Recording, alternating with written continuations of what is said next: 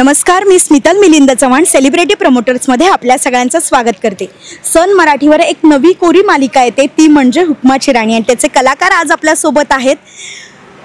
खूप छान असं आम्ही इथे जिथे आता शूट झालं किंवा सुरू आहे हे तुम्ही बॅकग्राऊंडला बघत असाल, अशी भव्य दिव्य अशी फॅक्टरी दिसते आणि सिरियलमधले हे मालक आहेत त्याचे, तर आपण त्यांनाच विचारूया की कसं वाटतंय, काय सांगाल?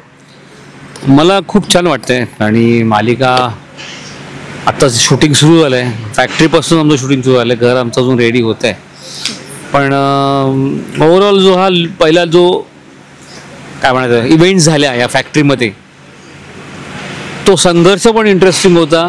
हे फॅक्टरीमध्ये ॲक्च्युअल फॅक्टरी चालू असताना शूट करणं पण खूप इंटरेस्टिंग होतं आणि लोकांनाही बघायला आवडेल, कारण अशी चालू फॅक्टरी आत्तापर्यंत कोणी दिसली नाही आहे। ज्या काही लोकेशन शूटिंग झाली ती बंद पडलेल्या फॅक्टरी तात्पुरतं काही दाखवतात असंच होतं, पण ही ॲक्च्युली वर्किंग फॅक्टरी आहे आणि या वर्किंग फॅक्टरीमध्येच फॅक्टरीविषयक आमची सिरियल असल्यामुळं आणि तो विषय असल्यामुळं ती करताना खूप मजा येते। खरं तर दादाला मम म्हणीन असंच वाटतंय, पण हां माझ्यासाठी फॅक्टरीमध्ये काम करणं हा वेगळा अनुभव आहे। मी ह्याच्या आधी जिथे जिथे कामं केलेत रिअल लोकेशनवर केलं आहे, पण थोडंसं रिअल लोकेशनवर करायचं, थोडंफार चीट करायचं अशा पद्धतीचं काम झालं आहे। एक वेळेचा पण अभाव असतो की प्रत्येक वेळेस आपण प्रत्येक गोष्ट त्याच ठिकाणी जाऊन शूट नाही करू शकत, पण मुळातच मालिकेचा विषयच तो आहे आणि त्यात आपण रिअल लोकेशनवर जाऊन शूट करणार आहोत, संपूर्ण शूट तिथेच असणार आहे। सो अनुभव पण खूप छान आहे।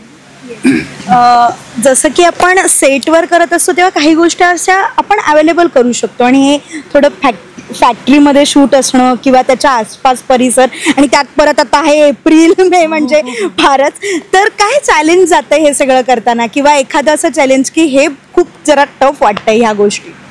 म्हणजे बेसिकली चॅलेंजिंग थोडं वाटलं नाही, कारण इथले जे कामगार किंवा सगळा स्टाफ जो आहे ना तो खूप कॉपरेटिव्ह आहे।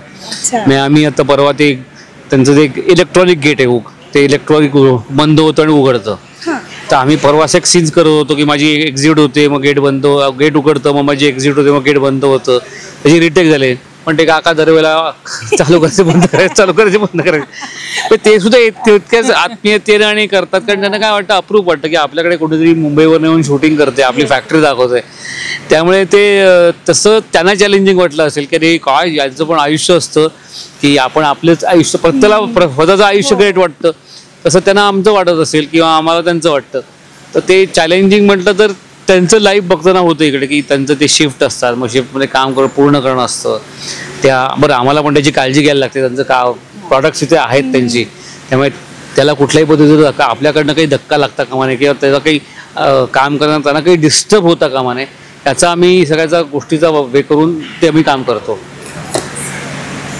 सेम इथे आल्यापासून चॅलेंजिंग असं मलाही काही वाटलं नाही। मुळात फॅक्टरीमध्ये अजून माझे फार सीन्स नाही झालेले, 1-2च सीन्स झालेत, पण तेव्हा तेवढी वर्किंग कंडिशनमध्ये नव्हती ती, म्हणजे तिथे माणसं नव्हती फार, त्याच्यामुळे तो एक इश्यू तेवढा नाही आला आम्हाला काम करताना। आणि हा म्हणते तसं खरंच आहे की आमच्यापेक्षा त्यांना काम करताना थोडं टेन्शन येऊ शकतं की अरे आपल्याला हे सगळं मॅनेज करून आपलं पण काम करायचं आहे, पण इथलं वातावरण पाहताना काय म्हणतात इझी जातंय सगळं, हा इथला प्रिमाइस, इथलं क्लिनलीनेस आणि त्यांचं सपोर्टिव्हनेस, सो तसं सगळं छान आहे। एखादी सिरियल म्हटल्यावर आपण वेगवेगळे कॅरेक्टर करत असतो, एक भूमिका करत असतो आणि तेच एक वेगळेपण असतं, तर ह्यावेळी तुमच्या कॅरेक्टरमधून आम्हाला असं काय वेगळेपणा किंवा काय असं नवीन पाहायला मिळणार आहे दोघांकडून ऐकायला आवडेल? मुळात वेगळेपणा हा काय म्हणायचं त्याला विषयामध्ये थोडासा आहे आणि मांडणीमध्ये आहे, त्यामुळे माझा आबासाहेब मी भूमिका करत असताना त्या अप्रोच पण त्याचा मी तर थोडा वेगळा ठेवलेला आहे, ते ॲक्च्युली लोकांना जाणवेल की आणि हे काम जरा वेगळं केलं आहे। मी आधीच्या मालिकेमध्ये पण मी डेव्हलपर होतो किंवा बिल्डर होतो आणि आता या मालिकेमध्ये मी एका वेगळ्या फॅक्टरीज ओनर आहे, त्यामुळे तो अप्रोच पण वेगळा आहे सगळ्याकडे बघण्याचा आणि माणसं जोडत तो इथपर्यंत आलेला आहे, त्यामुळे माणसांना कसं रिस्पेक्ट द्यायला पाहिजे, प्रत्येक माणसाला कसा रिस्पेक्ट द्यायला पाहिजे या पद्धतीनं त्या मी कॅरेक्टरचा अभ्यास करून ही भूमिका बांधलेली आहे, पण ती मी सांगण्यापेक्षा अशी ती बघण्यात जास्त मजा आहे। आता मालिका म्हटलं की खाष्ट सासू आणि सोशिक सून हा एक भास तसं बघायला गेलं तर सगळ्याच ठिकाणी ठरलेला आहे. पण हे आहे की ह्याचा एक विषय वेगळा आहे की एक महिला कामगार आहे जिला स्वतःची मतं आहेत, जी अन्यायाविरुद्ध उभी राहते.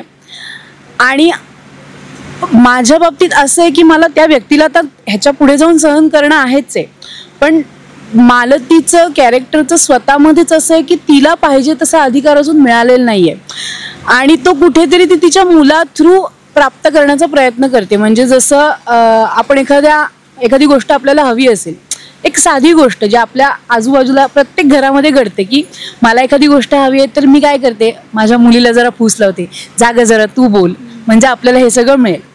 आता ही झाली एक साधी गोष्ट ज्याचा हार्म काही होत नाही कोणाला, पण हे कुठेतरी मालती तिच्या मुलाला करू पाहते, जे तिने लहानपणापासून त्याच्यामध्ये पेरलंय की मला नाही ना मिळालं तर मी तुझ्याकडनं मला प्राप्त करून घेईन. ह्याच्यात तिचा फक्त एवढाच उद्देश आहे की माझी हुकूमत असली पाहिजे, जी आतापर्यंत तिला मिळालेली नाहीये.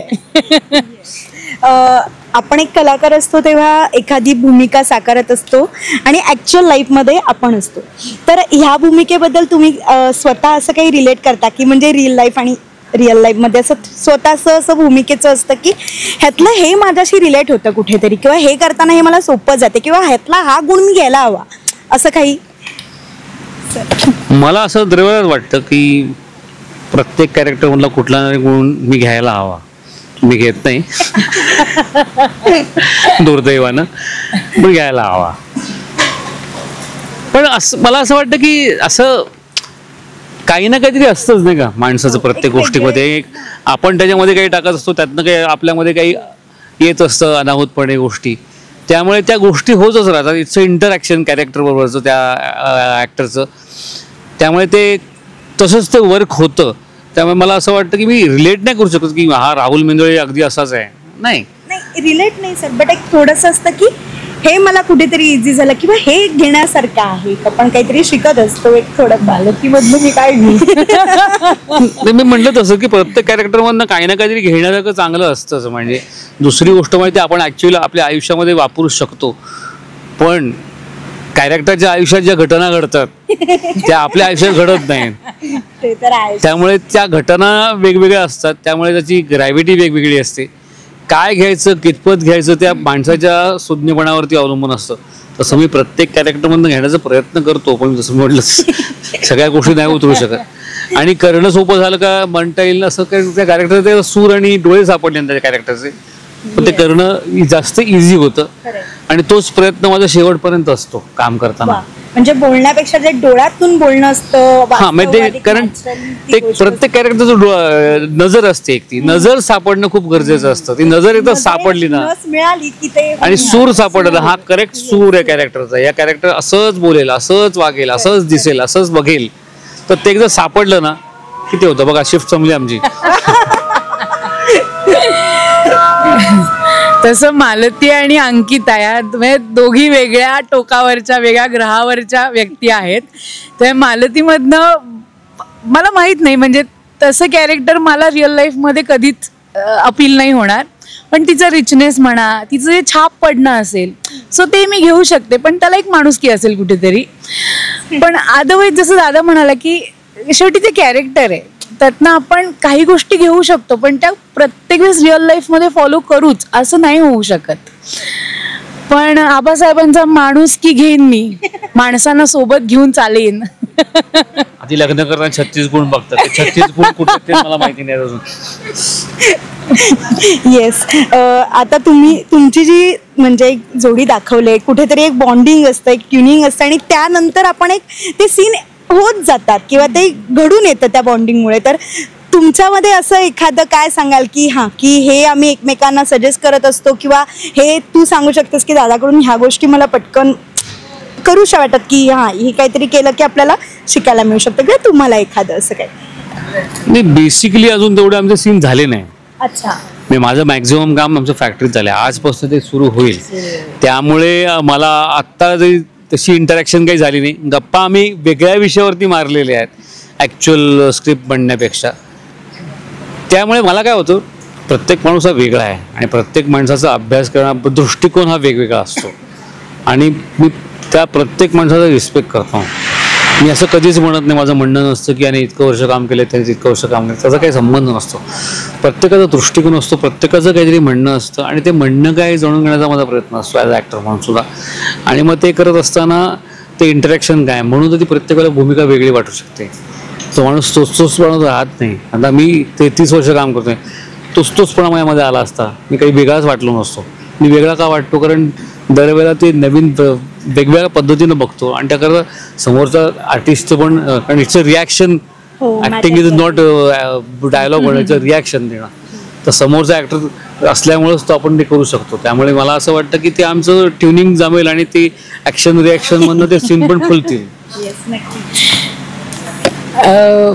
ॲक्टर म्हणण्यापेक्षा मी म्हणेन माणूस म्हणूनच प्रत्येक वेळेस मला असं वाटतं की प्रत्येक व्यक्ती आपल्याला काहीतरी शिकवून जाते.